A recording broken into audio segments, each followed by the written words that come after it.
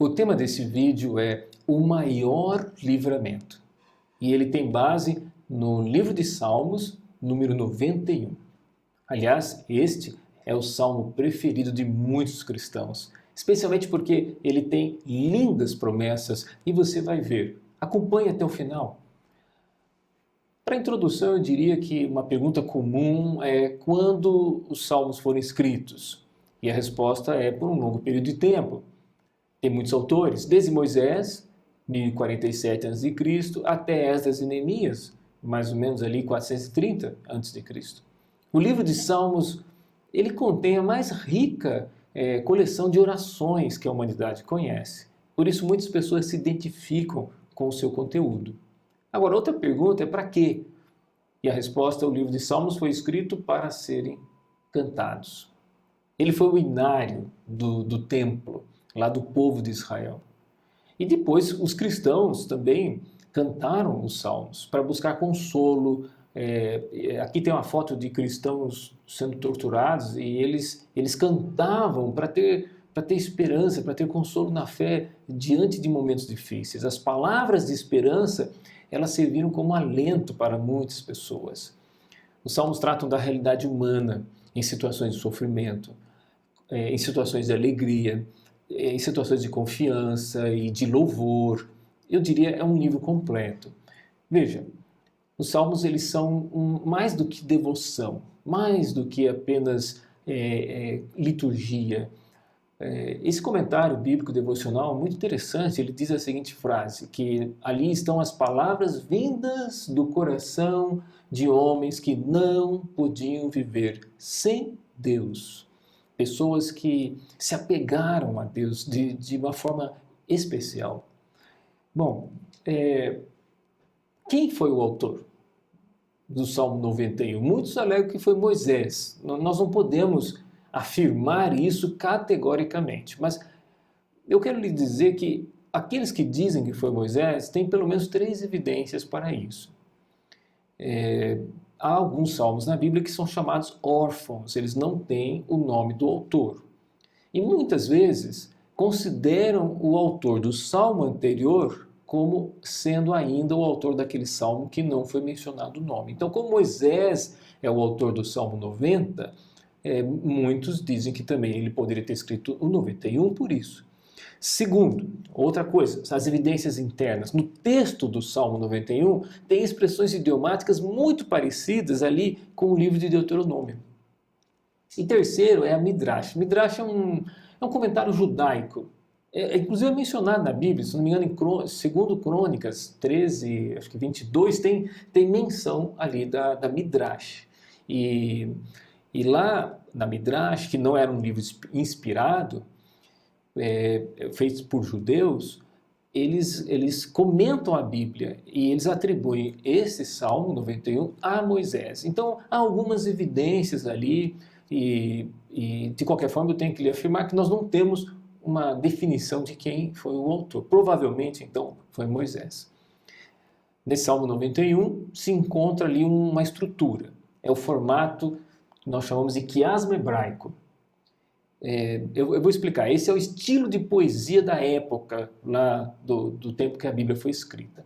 É a forma como raciocina o judeu ao escrever uma poesia. Aquela cultura, outras culturas também ali da região. A primeira parte do poema combina com a última, a segunda com a penúltima e a parte principal está no meio. Nós, quando fazemos poema, combinamos a rima das partes finais. E eles, ao fazerem poema, eles usam essa estrutura. Então, você quer saber a parte principal? Olha o meio. Não é no fim, é no meio. A mensagem central do Salmo 91, olhando as suas estruturas, está no verso 9, que diz: Deus é o meu abrigo. Você pode repetir isso? Deus é o meu abrigo. Deus é o meu abrigo. Essa é a parte principal do Salmo 91, em termos de uma estrutura poética, o centro dele. Agora vamos ver já o Salmo, aqui no verso 1 e o verso 2. Eu coloquei aqui para facilitar as palavras principais, não estão todos os termos, mas você pode perceber o sentido. Ali diz assim: aquele que habita no abrigo do Altíssimo e descansa à sombra do Todo-Poderoso, ele poderá dizer: do Senhor Tu és o meu refúgio. Interessante, algumas coisas importantes você tem que considerar aqui. Primeiro, literalmente, quem é que mora com o Altíssimo? Quem é que habita no abrigo do Altíssimo? Literalmente, é Jesus. É o único que está lá, que habita e que vive com o Altíssimo, né? O Todo-Poderoso. Esse é Jesus. Então esse salmo está falando de Jesus. Aliás, eu vou dizer uma coisa a você. A Bíblia toda fala de Jesus. O Apocalipse está se referindo a Jesus. As profecias, toda a Bíblia, de Gênesis até o final.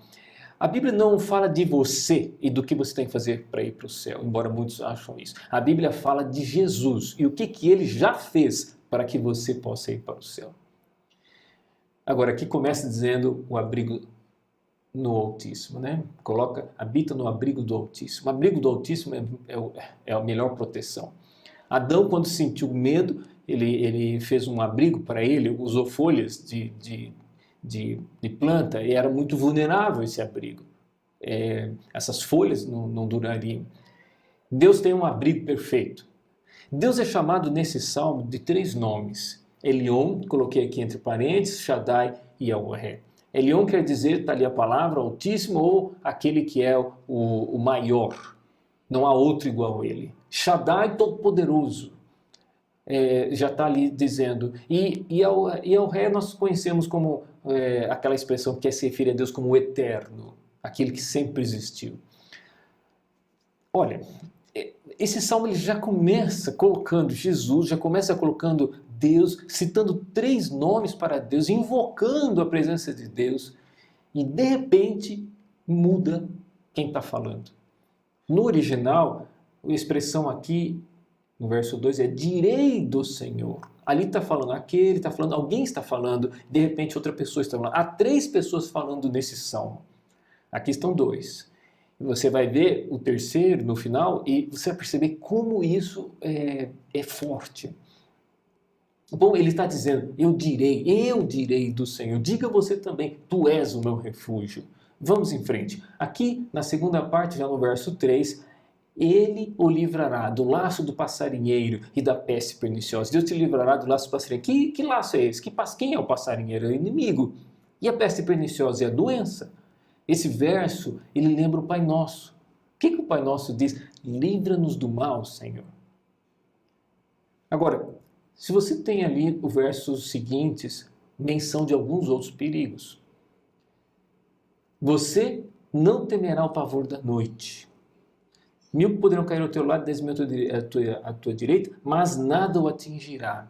Bom, antes de mais nada, eu devo dizer para você o contexto desse salmo. Está falando do povo de Israel, primariamente, sendo protegido de ataques dos inimigos. Eles tinham que viajar lá para Jerusalém, nas festas religiosas, e haviam inimigos, outras nações que queriam atacar, podiam aproveitar esse momento. Imagina, você sai de casa, fica uma semana fora, tudo vazio, a cidade vazia, as casas vazias, então as pessoas aproveitam para sequestrar alimentos, animais, sei lá. Então, quando o povo de Israel viajava, Deus está dizendo, vocês podem vir aqui me adorar. Pelo menos 3 vezes, todos eles iam até Jerusalém. Fique tranquilo, você vai voltar, a casa vai estar em ordem. Então Deus estava falando com eles.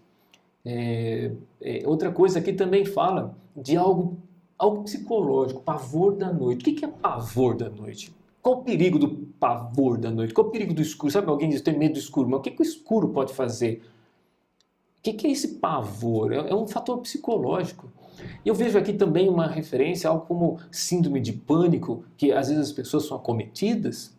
Deus oferece uma proteção física e Deus oferece uma proteção psicológica ao seu povo. Eu disse que esse salmo é bem completo. E veja o que mais. Verso 9. Aqui é o coração do salmo. É o principal verso. Diz lá, o protegido colocou a sua morada no Altíssimo. Eu fiz a correção de alguns termos para ficar bem próximo do original. Não é uma dúvida se colocar. Não, ele está dizendo, o protegido colocou a sua morada no Altíssimo. Novamente está falando de Jesus. É ele que está lá. Mas ele te convida como um discípulo dele para fazer o mesmo. Leve a sua morada ao Altíssimo. Não está falando da sua residência, claro, da mobília, está falando da sua família, está falando dos seus queridos. Leva ao Altíssimo. Eu, toda vez que vou orar, peço vida longa e saudável para minha esposa, eu peço para os meus filhos proteção, eu sei que você faz isso também. Aqui está falando a sua morada, aqueles que moram, aqueles que convivem, os seus queridos, a sua família. Bom, o verso 10 diz: nenhum mal te sucederá, e desgraça alguma chegará à tua tenda. Essa palavra desgraça, no original, eu consultei, ela é, lá em Levítico 13, ela é traduzida por doença contagiosa. Aqui está dizendo a doença contagiosa. Eu sei que muitas vezes as pessoas passam por situações difíceis, mas olha aqui, conheça a promessa. Deus está prometendo ao povo dele, ao povo de Israel, a princípio ali, aquela nação, que eles seriam protegidos. Deus deu garantias ao povo de Israel que se obedecessem a Deus, aos seus mandamentos, eles teriam a proteção de Deus.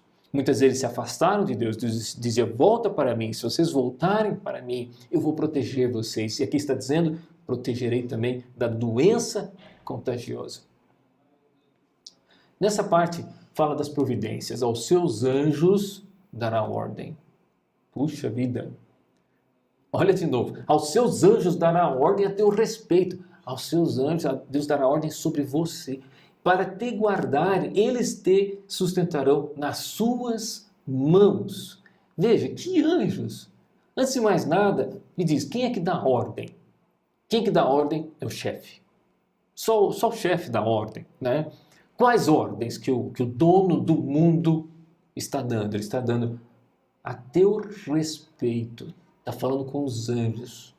A teu respeito. Como você acha que os anjos cumprem essas ordens? Veja, Deus está dizendo assim: essa pessoa que está me ouvindo, essa pessoa está me buscando, está ouvindo o Salmo 91, ela precisa de socorro. Então, olha a situação.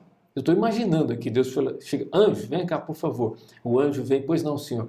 Desce lá agora, por favor, e atende aquele pedido que está sendo feito. Quando Daniel orou, Deus mandou o anjo ir lá atendê-lo, e antes dele terminar a oração, o anjo já estava lá do lado. Está escrito isso.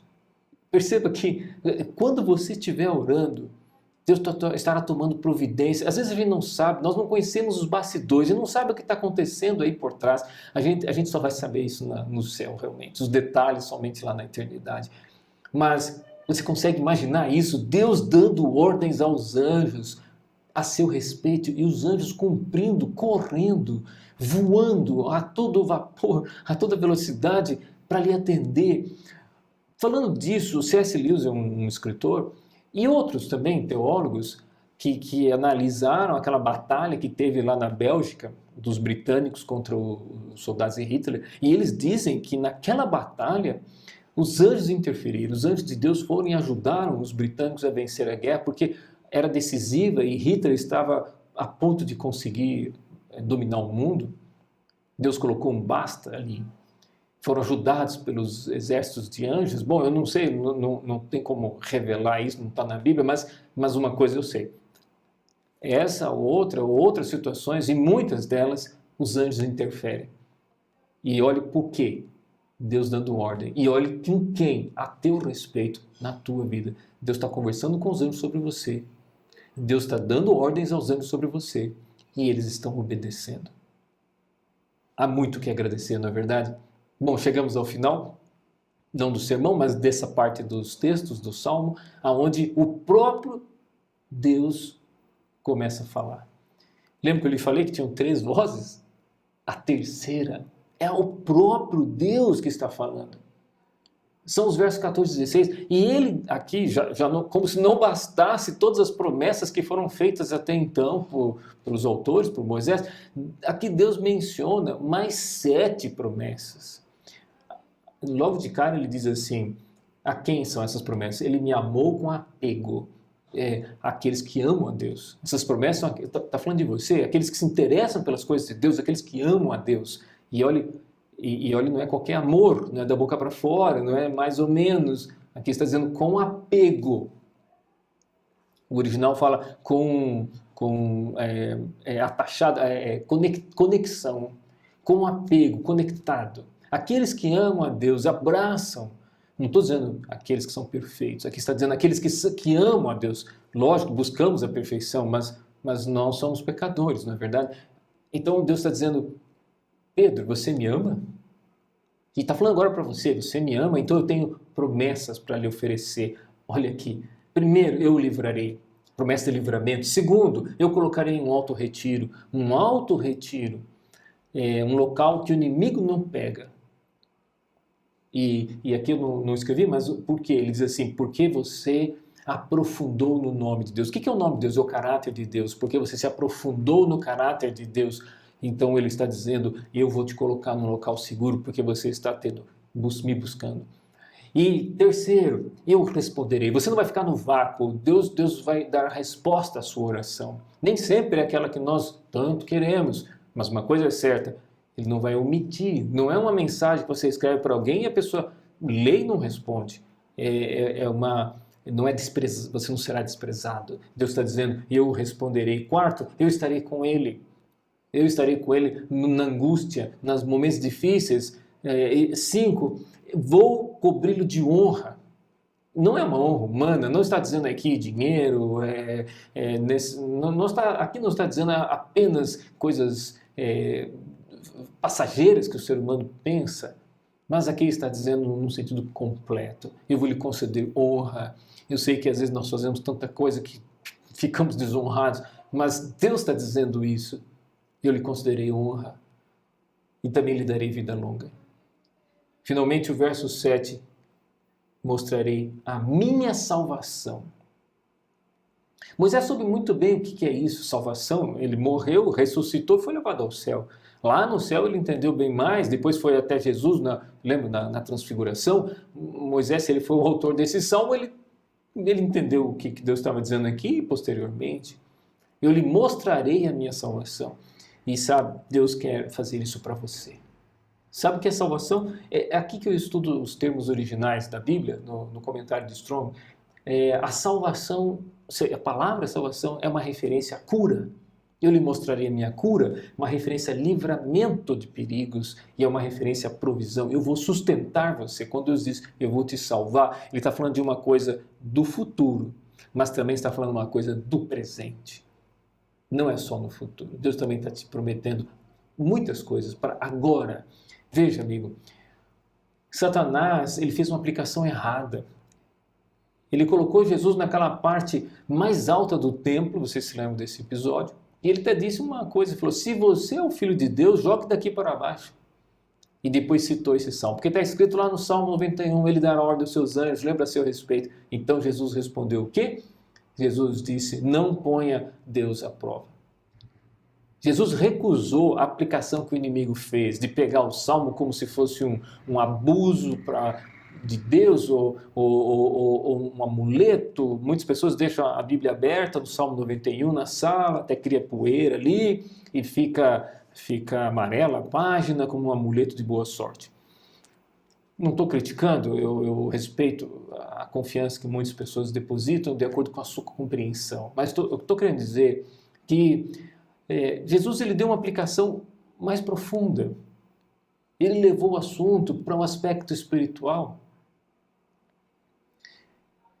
Aqui nós estamos vendo Satanás fazendo uma aplicação errada, apenas olhando aquela como se fosse dando ordens para Deus, né? Determinando que Deus obedeça a ordens. Não é assim.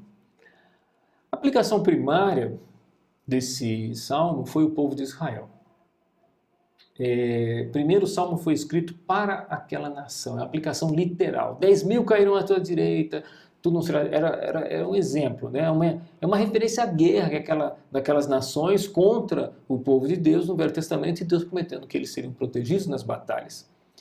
Deus prometeu que se obedecessem aos mandamentos seriam protegidos desses ataques de outros países. Bom, essa é uma aplicação primária. Segundo, Jesus deu uma aplicação secundária e espiritual. Você sabe que a Bíblia explica a Bíblia, então Jesus explicou esse salmo de uma forma bem equilibrada. Sabe aquele momento que ele mandou os discípulos, 70, para pregar? Eles foram, expulsaram demônios, voltaram e disseram para Jesus: Senhor, olha que impressionante, até os demônios se submetem a nós em teu nome. E aí Jesus cita o Salmo 91. Só que o verso 13, Jesus disse assim: eu lhes daria autoridade para pisarem sobre cobras, escorpiões e todo o poder do inimigo, nada lhes fará dano. Veja, essa é a maneira de compreender o Salmo. Jesus está falando aqui o aspecto espiritual. Ele não está dizendo que as cobras e escorpiões eram para pisar em escorpião venenoso. Ele estava se referindo àquilo que os discípulos foram. Os discípulos foram pregar o evangelho e eles viram que o inimigo se submeteu a eles. O Salmo 91 é para te proteger do inimigo. Não diz para pisar nos escorpiões. Jesus aplicou para uma batalha muito maior, uma batalha espiritual. Nesse verso, Jesus deu a chave para entender o Salmo 91. Eu quero ir para a conclusão. Nem todos têm proteção física agora, mas a proteção espiritual é para todos. Haverá um dia que nós teremos a verdadeira e grandiosa proteção física, quando Deus enxugará dos olhos toda lágrima, não haverá mais morte, nem pranto, você sabe, na nova terra. Nem todos têm proteção física agora, muitos têm. Existem muitos milagres, e eu vivenciei, você também, e vai saber lá no céu dos milagres que Deus fez na sua vida, que nem sempre estamos sabendo, mas a proteção espiritual ali do Salmo 91, essa é para todos, e ela é muito mais importante. Bons cristãos também adoecem, também passam lutas, mas siga confiante. Leia o Salmo 91, ore em cima do Salmo 91. Os soldados americanos, quando eles vão para a guerra, eles ganham um texto do Salmo 91, ao se alistar, perdão. Quando eles se alistam, eles ganham um texto do Salmo 91. Você também se alistou no exército de Deus, e esse Salmo é uma promessa de que Deus escolherá o melhor para você. Não importa o que aconteça, Deus vai escolher o melhor para você. Jesus é quem realmente explica o Salmo 91. O Salmo 91 se cumpre em Cristo. Agora você compreende isso. Ele diz, tenhais paz em mim, no mundo passareis por aflições, mas tende bom ânimo, eu venci o mundo. Essa paz Jesus oferece, o mundo não pode dar e também não pode tirar. Essa paz no seu coração, de que você sabe que Deus escolherá o melhor para você. E muitas vezes vai te libertar de acidentes de automóvel, e muitas já te libertou, você pode não estar sabendo, vai te libertar do inimigo, de doenças e tantas outras coisas. Tenhas paz em mim, ele está dizendo, confie, no mundo passareis aflições, alguns momentos serão apertados, mas tem de bom ânimo, Jesus diz, eu venci o mundo, não foi? O resultado, vamos dizer assim, um resumo do Salmo 91 é esse, eu confio em Deus. Você pode dizer isso também. Lembre-se do conselho lá do profeta Joel. Eu ligo textos da Bíblia e eu me lembrei desse aqui, onde ele diz assim, diga o fraco, eu sou forte. Joel 3:10. Como? Como isso? O fraco vai dizer que é forte? Está mentindo para si próprio? Ele não é forte por si próprio, ele é forte em Deus. Diga o fraco, eu sou forte. Se você se sente fraco, eu muitas vezes atendo pessoas que se sentem assim, eu também me senti muitas vezes arrasado. Nós sabemos que no fundo somos fracos diante dos ataques do inimigo, mas você está sendo convidado agora, verbalize o Senhor de Cristo na sua vida. Ele é o seu Senhor. O Salmo 91 está dizendo isso. Levanta a sua cabeça, meu irmão. Nessa batalha espiritual você está vitorioso. O inimigo já foi derrotado. Olha o que sai da sua boca na hora da dificuldade. Diga isso. Eu confio em Deus. Eu tenho certeza de que anjos poderosos estão sendo encaminhados para ficar ao seu redor e formar um muro de proteção. Eu quero agora fazer uma oração. Vamos orar. Querido Pai Celestial, muito obrigado por esse salmo. Nós que ouvimos, confiamos em Ti. Essa pessoa que está me ouvindo, confia em Ti, porque assistiu até aqui, Senhor. Por favor, eu quero lhe pedir libertação para essa pessoa. Eu quero lhe pedir esses elementos da salvação. Cura, proteção e sustento. Pai, por favor, considere isso Porque nós estamos clamando a Ti, vivemos momentos difíceis, o fim desse mundo está chegando e sabemos que o inimigo brama ao redor, mas Pai querido, envia Teus anjos poderosos ao redor dessa pessoa que está me ouvindo, ao redor da sua família, dos seus filhos, dos jovens que estão me ouvindo, por onde eles forem, que os Teus anjos formem um muro de segurança e que nenhum mal lhes aconteça. Eu lhe peço isso, Pai, em nome de Jesus Cristo. Amém. Que Deus te abençoe.